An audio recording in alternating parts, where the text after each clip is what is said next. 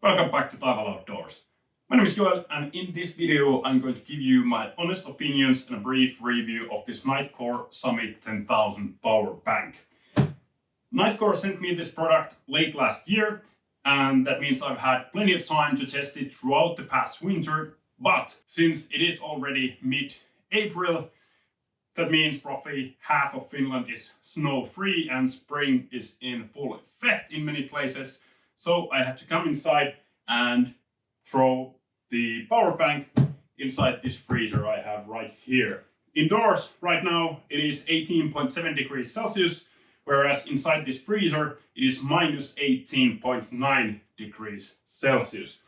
And this is relevant for this review because the main selling point of this SUMMIT series of power banks is the fact that these should be operable at minus 40 degrees Celsius or Fahrenheit, for that matter.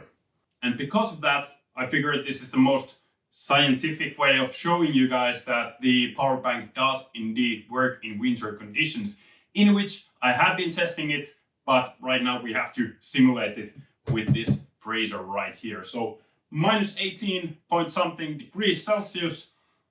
Let's crack open the lid and charge this old phone and see what happens. So as you can see, minus 40 degrees. And in fact, it says back here that operating temperature is from minus 20 up to plus 40 degrees Celsius or minus 4 degrees Fahrenheit up to 104 Fahrenheit. Whereas the operating ambient temperature can be down to minus 40 degrees Celsius or Fahrenheit. And in case you don't believe me, actually right now it shows that it is minus 19 degrees inside this freezer. So here's the power bank itself, and it does come with this neoprene pouch, which has a kind of aluminum foil space blanket type of reflective surface inside. The idea is that it would give an additional layer of insulation to your power bank. The power bank also comes with USB-C to USB-C cable. It is worth noting that the charging of the power bank itself happens only through the USB-C port, even though it does have the older type of bigger USB port here as well, but that's for output only. USB-C port there is for input and output. So let's see, let's plug this in. And my phone.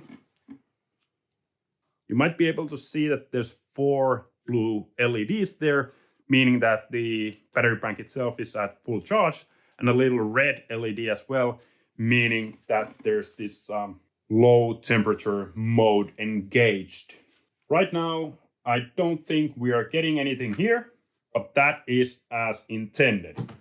Because what this power bank does is that when the ambient temperature is below minus 10, which it was while it was in there, it doesn't actually start immediately to charge your devices. It first heats itself up.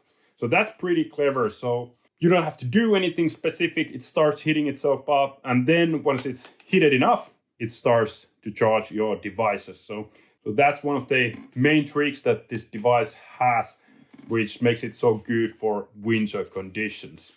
And actually, this is probably my only or biggest con about the product itself, that the neoprene pouch is very tight, especially the first time when you get it. It is very difficult to actually get the power bank outside of the neoprene pouch. But here we go. You can see 10%, so it's just begun charging the device itself. I figured to really make this test interesting, we're going to put it back into the pouch, the temperature meter back inside here, and drop it to the freezer itself and see if it still works. And let's just drop it back in like so and see what happens. All right, so it has been a couple of minutes since I placed the power bank inside the freezer, and I wanted to wait a bit so that the temperatures and everything stabilizes over here. And if we just zoom in a bit, you can see 17% available. And you might recall, I think I showed it to you that it was at 10% when we started the charge. As for the temperature, So inside this room, it is 19.4 degrees Celsius. And inside the pouch of the power bank, it's minus 1.8. So a drastic difference to the minus 18 or so degrees that there is inside the freezer. So clearly the power bank and the way it warms itself up inside the pouch works surprisingly, if not even dramatically well. And I guess this brings us to the conclusion of the review itself. Now, I'm not going to talk about pricing because that is going to differ depending on the region that you are currently living in, and my audience tends to be split, frankly, across the world, mostly from US, but also from Europe, and then even from Australia. So I have no idea what the prices are going to be in each region, so I cannot comment on that. However, in terms of utility, this is something that I think is nice to see a company to produce a device that actually works during winter. So I have, as said, tested this throughout the past winter months, and I found it to be great for my uses. But actually, for me personally, the bigger power bank, so the 20 milliamp hour version, would be even better, because during winter time, devices require to be charged more often, so the larger capacity is needed.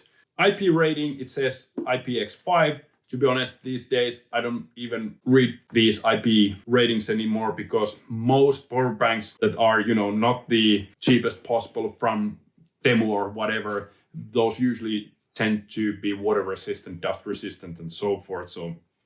But really, at the end of the day, there's not much else that I can say about this product. It is a power bank. It works in the cold.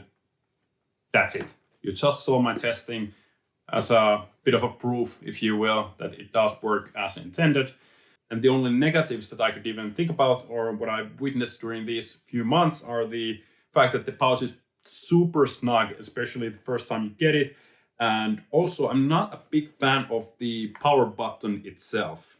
Hang on, let me actually show you how the thing looks like. All right, so we have the phone. Actually, where are we right now? 28%, that's nice. And let's open this thing up. Let's see if I can get it outside of the pouch now or not. I think I'm going to need a help of some editing magic, so.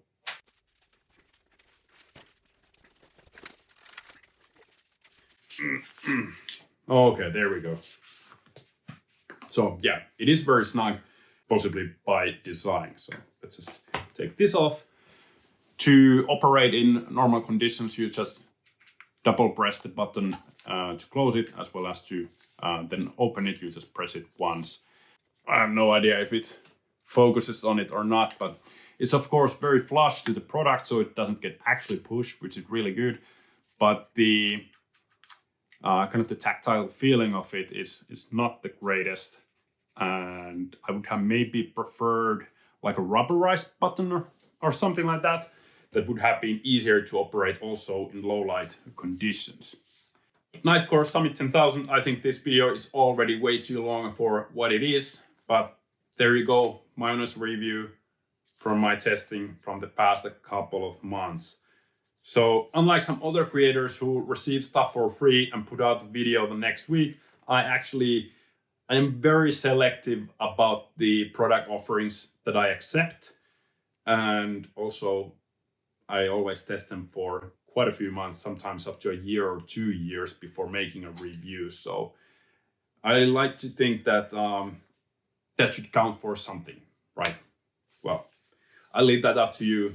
You'll be watching Taival Outdoors. My name is Joel, and this was the Nitecore SUMMIT 10,000 Power Bank. I will see you all in the next one. Bye.